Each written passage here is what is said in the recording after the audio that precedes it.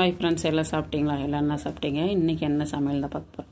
இன்றைக்கி மீன் குழம்பு, மீன் வறுவல், அப்புறம் அவரைக்காய் பொரியல். காலை டிஃபனுக்கு தோசை, பிரண்டை துவையல் அரைச்சேன் காலை டிஃபனுக்கு. இதான் அன்றைக்கி சமையல். மீன் குழம்பு கூட்டிக்குவோம். மீன் குழம்புக்கு வெங்காயம், தக்காளி எல்லாத்தையும் அரைச்சி வைக்க போகிறேன். இப்போ ஒரு கடையில் எண்ணெய் ஊற்றிட்டு கடுகு, வெந்தயம் போட்டுட்டு நம்ம அரைச்சி வச்ச வெங்காயத்தையும் போட்டுக்கலாம்.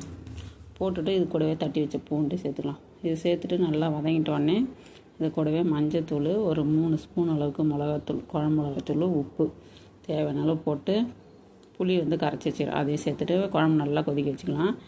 குழம்பு நல்லா கொதிச்சு வந்தோடனே மீன் போட்டுக்கலாம். நான் கவலை மீன் தான் இன்றைக்கி குழம்பு வைக்கிறேன்.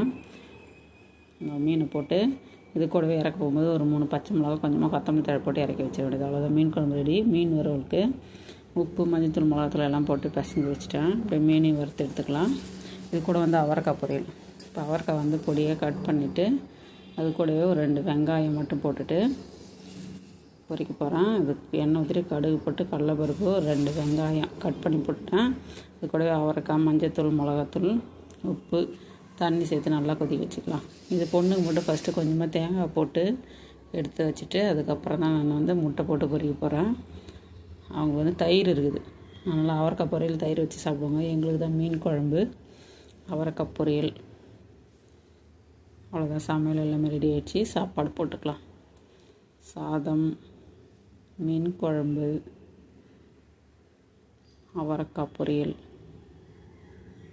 வறுவல், மீன் வறுவல். இதான் இன்றைக்கி லஞ்சு. நீங்களாம் என்ன சாப்பிட்டோன்னு சொல்லுங்கள். பாய், அடுத்த வீடியோவில் பார்க்கலாம்.